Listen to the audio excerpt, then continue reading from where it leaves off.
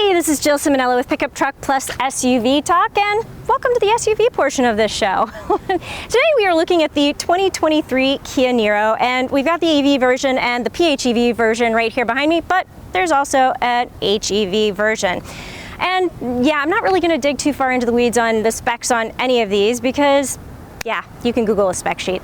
So nope, what I want to do in this review is I'm going to talk about the 5 good things and 5 bad things about this vehicle, because there's definitely both. So let's take a closer look right now.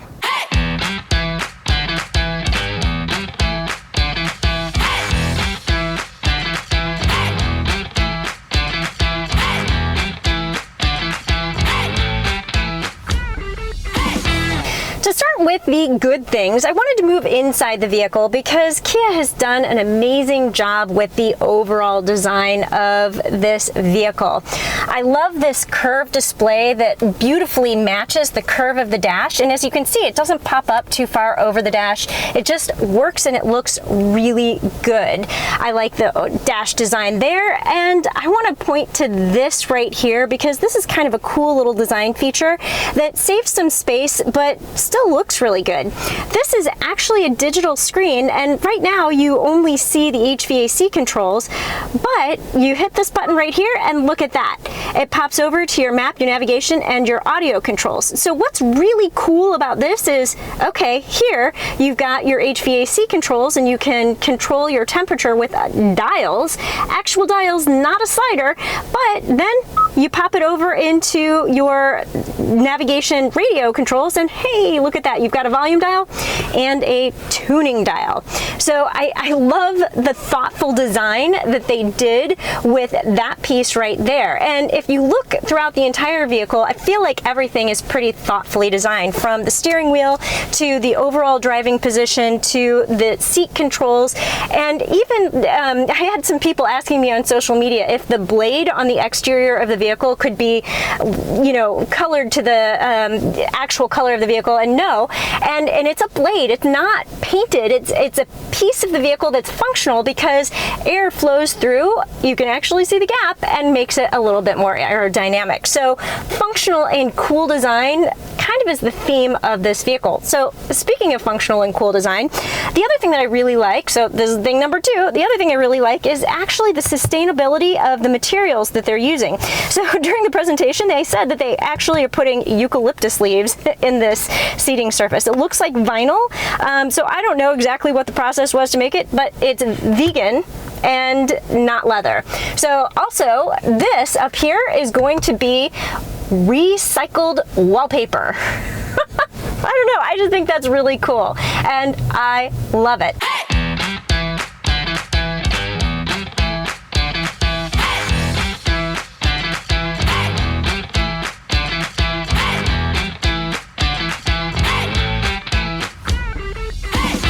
So another thing that I really like about the Kia Niro is the overall drivability of it. So first off, I have a really good driving position. I feel comfortable. I don't feel like I'm too far away or too close to the steering wheel.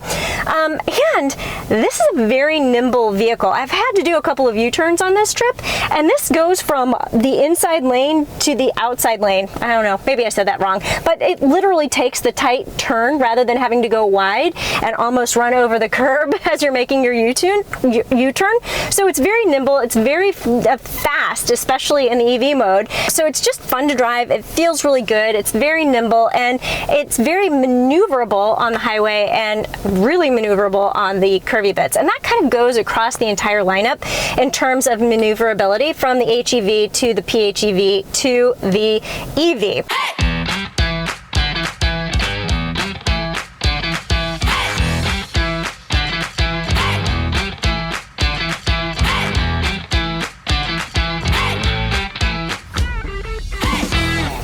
Really like the fact that there are 3 variants, so that moves down to the 4th thing on my list, that you have options. So the way that Kia has done this, and I think this is really cool, is if you look at these vehicles, they don't look different. They are designed pretty much exactly the same. Okay, yeah, there's a plug on the front for the EV, there's a plug on the side for the PHEV, and there's tailpipes in the PHEV and HEV, but other than the, you know, the fact that the grills are different, Yeah, okay, there's also the fact that the blades are different colors on the EV and the PHEV and the HEV, but really, again, looking at this vehicle, you're not going to see some big differences, and I really like that. So you can choose what you want, you've got the different powertrains, and you have the different options, and yeah, all of that to me is incredibly well done. So speaking of the different variations, let's talk a little bit about the PHEV, HEV, EV powertrains. So we're sitting in the EV right now. This is about 201 horsepower and it has 253 miles of range. You go down to the PHEV, you're looking at 180 horsepower. Then you go down to the HEV and yeah, okay, 139. I'll tell you, that is less than ideal. But the PHEV and the EV definitely get huge thumbs up from me. And again, the fact that you have the choice and you look at the pricing, so the pricing for the HEV starts at $27,000. Yeah, and we don't have the pricing for the PHEV or the EV at the time of doing this video, but again, I can't imagine you're going to look at something that's $45,000, especially if you look at the pricing for the EV6. This is going to be well below that. So, all good things. One more good thing to show you, but we have to hop out of the car to do that.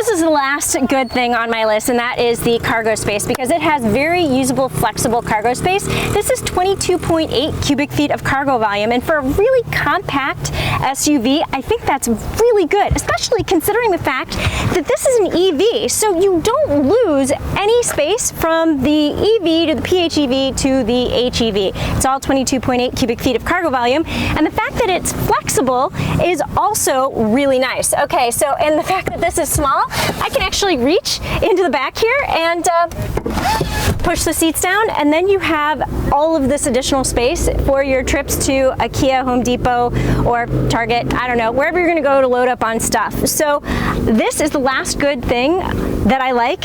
Of course, there's actually a lot more good things, but the last good thing that I'm going to talk about is the cargo volume. So those are the 5 good things. Now it's time to transition to some of the things I don't like very well.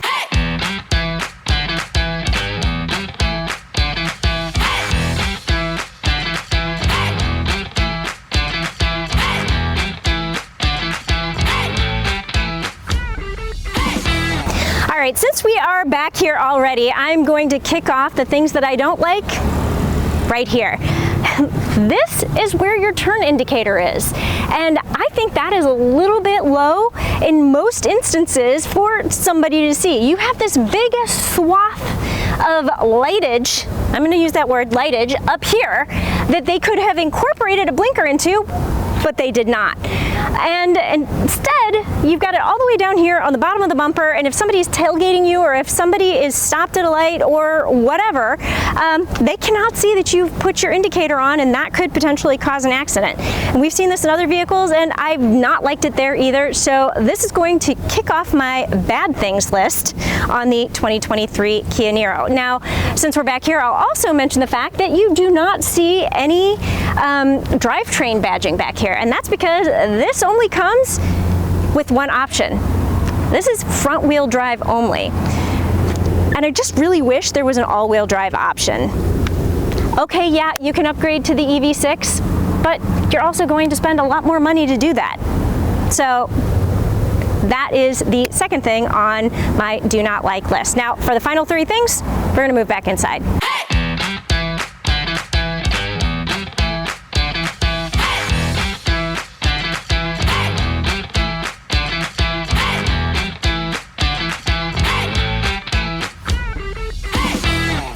All right, we are back inside to talk about some of the things that I don't like, and while I generally do like the design of the interior, because by the way, really good job, there are some weird things that I don't quite understand, and yeah, frankly, I don't like. So we're just gonna start right here, because during the presentation, Kia said that there is standard wireless Apple CarPlay. Well, au contraire, mon frere, it does not go with this upgraded screen. So there's a base screen that we did not see today that is going to have wireless Apple CarPlay and Android Auto. But with this big, lovely, beautiful screen, you have to wire in.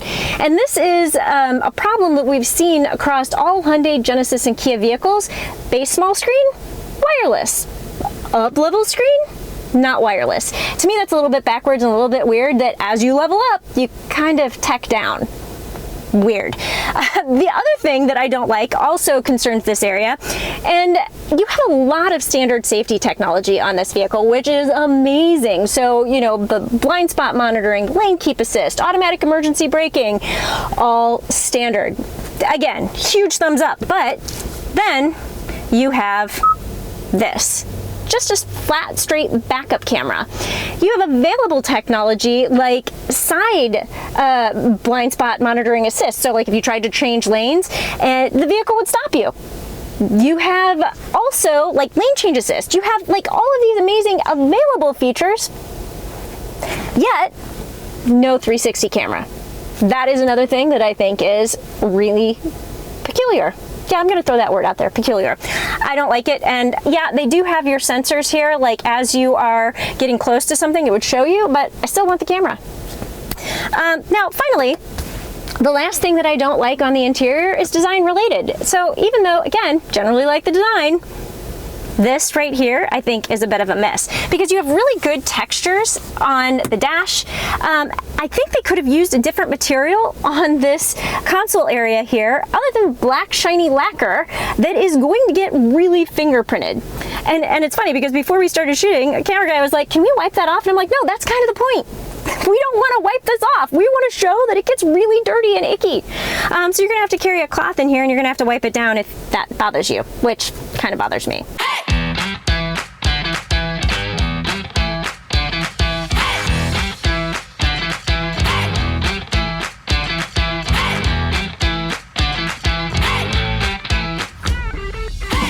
Before we go, I'm going to give you just a couple of brief driving impressions. So I was able to drive the HEV, the PHEV, and the EV. Lots of alphabet soup there. And obviously, I like the EV the best. It was the fastest. It had the best takeoff. It really was very nimble and quiet. I like the quietness. The PHEV, second favorite, because again, 180 horsepower, you can't go too far wrong with that. And this is a really small, light vehicle, so it does very well with the acceleration, and it's also still pretty quiet, especially when it pops over into EV mode, which, by the way, 33 miles of all-electric range. And then you get to the HEV, and I have to tell you, it's good. I mean, again, $27,000, thumbs up on that, but definitely felt like there were some hamsters running in that engine. You would start to press the acceleration and it would give you an immediate lift, but as soon as you got about to 30 miles per hour, it would just like, and then you'd like press, and then you would go.